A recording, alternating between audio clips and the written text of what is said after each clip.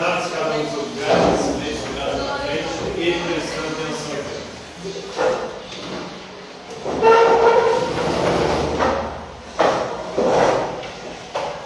Como a gente sempre faz uma vez por mês, nós trabalhamos a diversidade religiosa, e hoje nós vamos falar sobre as religiões primitivas, as primeiras religiões da história da humanidade.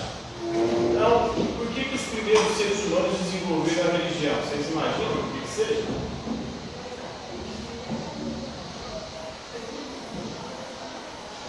Por que no processo evolutivo da humanidade os seres humanos inventaram a religião ou desenvolveram a religião?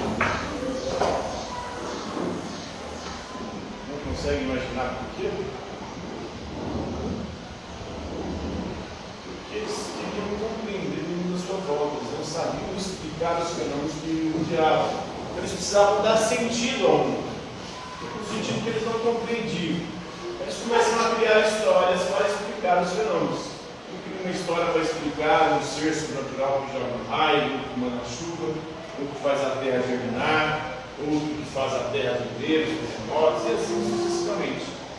Para dar sentido para fenômenos, para acontecimentos que eles não tinham explicação. Então, eles passam a acreditar que há forças invisíveis em ação no universo e no mundo. E eles tentam explicar essas forças, dando nomes e considerando essas forças como se fossem pessoas. Mas pessoas com poderes sobrenaturais. Começam a surgir as divindades, ou seres espirituais, que atuam sobre o mundo, muitas vezes ao nosso favor, mas muitas vezes também contra a gente. Então, os primeiros seres humanos eles surgiram na África e provavelmente ali que se desenvolveu também as primeiras formas de religiosidade, na pré-história da África subsaariana, ou seja, da África abaixo do deserto Saara. Dali surgiram os primeiros seres humanos e se espalharam pelo planeta segundo a teoria vigente, mais aceita pelos cientistas na teoria da evolução. Então, os primeiros hominídeos surgem na África, e eles vão evoluindo até chegar no Homo sapiens, que é a nossa espécie, mais ou menos 200 mil anos atrás, e dali começam a migrar para diversos continentes. Chegaram aqui na América entre 20 e 10 mil anos atrás, segundo a teoria mais aceita. Alguns defendem 50 mil anos atrás.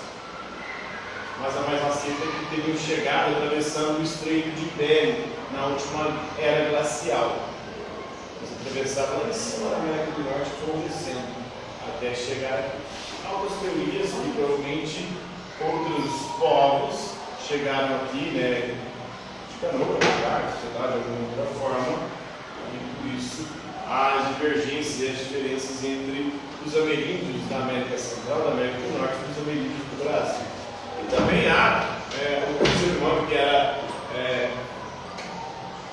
mais antigo, agora se não, estava no museu, o escrito mais antigo de espécie humana que tem no Brasil foi encontrado aqui, tinha características negroides, não mongoloides asiáticas como uma parte. Os ancestrais ameríndios. Então tem várias divergências nesse aspecto. Mas voltando aqui, estamos falando de religião. Então, há mais ou menos 4.400 anos atrás, foi encontrada, na verdade, na África, ferramentas quase idênticas às usadas aí pelos santos modernos. Os principais seguidores aí, os povos que talvez se remetam, são povos que existem hoje, uma etnia chamada Xansan. Provavelmente eles remontam a essas primeiras espécies humanas, esses primeiros grupos, essas primeiras etnias humanas da África. Toda na África foi encontrado aí datando, com a datação de carbono, ferramentas de 4.400 anos atrás, quase idênticas usadas pelos povos Xansan hoje, os Sans modernos, foram abandonados numa caverna na África, lá, uma caverna chamada KwaZulu-Natal. No século XIX, o linguista alemão Wilhelm Blick, ele registrou por escrito muitas das histórias do povo San, muitos dos mitos. E esses mitos talvez remontem às histórias mais antigas, talvez as histórias religiosas mais antigas transmitidas de forma oral. Eram povos que também desenhavam, faziam seus desenhos nas cavernas, desenhos muito similares aos desenhos também ancestrais, desenhos que, segundo os estudos arqueológicos, remontam às primeiras espécies humanas da África. No século XX, programas subvencionados pelo governo são criados para incentivar os povos a migrarem para a caça, ou da caça para a agricultura. Então, mostrando aí como o advento também do sistema capitalista, essa história moderna, ela vai destruindo a cultura desses povos. Talvez essa seja uma das etnias mais antigas da história da humanidade, e dela a gente pode perceber como foi se desenvolvendo os primeiros ritos, as primeiras civilizações religiosas, os seus humanos foram se desenvolvendo. Mas só que esses povos viviam da caça. E aí o governo estava querendo fazer com que eles migrassem para a agricultura. Por quê? Porque a caça precisa de grandes extensões de terra para que você possa caçar. E com a privatização dos campos, das terras, inclusive uma privatização que faz com que o branco seja dono das terras, o que aconteceu com o continente europeu? Tem até um crítico, um continente na verdade africano, tem até um crítico africano do processo de colonização da África, ele diz o seguinte: quando o homem branco chegou aqui, ele chegou com a Bíblia na mão e a gente era dono das terras. Hoje, nós estamos com a Bíblia na mão e eles se tornaram os donos das terras. Ou seja, o homem branco usou a religião para usurpar as riquezas dos povos africanos. E é isso que está fazendo, né? Proibir a caça por quê? Porque para você sobreviver da caça, o governo proteger a sua caça, como esses povos tradicionais eles têm esses direitos, no Brasil tem que preservar aqueles povos indígenas. Tem as terras que são reservas indígenas garantidas à proteção pelo governo. Mas mesmo assim essas reservas são invadidas, vocês, os indivíduos que querem as terras indígenas, querem explorar pedras, metais preciosos nessas terras, e acaba provocando o que aconteceu com os Yanomami lá no estado de Roraima. Eles passam a ser contaminados, porque eles usam mercúrio, principalmente na extração do ouro, contaminam as águas, os Yanomami tomam água, esse mercúrio vai para o cérebro deles, vai para o cérebro de fetos. E a galera conservadora defende indivíduos que deixavam isso como açúcar por lá, como na época do governo Bolsonaro. São contra o aborto, mas podem encher de mercúrio o cérebro com feto de uma indígena. Então é uma hipocrisia, né? Então acontece aqui no Brasil essa invasão e também está acontecendo na África. Os povos originários, os povos mais antigos, eles estão sendo forçados a migrar para a agricultura, numa extensão de terra limitada, e abandonar a caça, que é algo milenar na cultura desses povos. Mas lembrando que a caça você tem que transitar por grandes extensões de terra para poder conseguir caçar. Tem uma cultura interessante na África, uma cultura onde os homens, quando eles saem para caçar, as mulheres ficam na aldeia. E aí, nesse período que os homens estão caçando, as mulheres estão livres para poder pegar quem elas quiserem. E depois que o cara volta, ou os homens voltam, se a mulher estiver grávida, ele tem que assumir o filho como se fosse dele. Cultura interessante da África, diferente totalmente da nossa, essa cultura moderna, não é tão livre, Tem culturas onde as mulheres também podem ter vários maridos.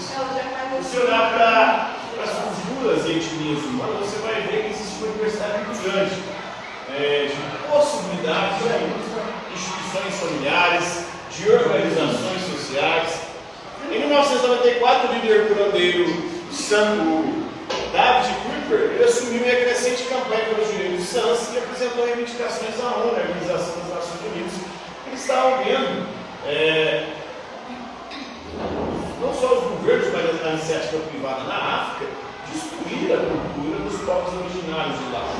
Os nossos povos originários são os indígenas, lá são outras etnias, etnias aí dos povos negroides, Então acabou acontecendo, na verdade, essa crença desses povos, a religiosidade deles, é uma crença no encontro de mundos, do mundo físico, material, com o mundo espiritual.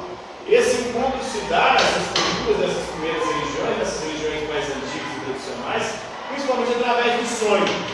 Ou seja, quando a gente está dormindo, a gente consegue fazer a transição do mundo material para o mundo espiritual.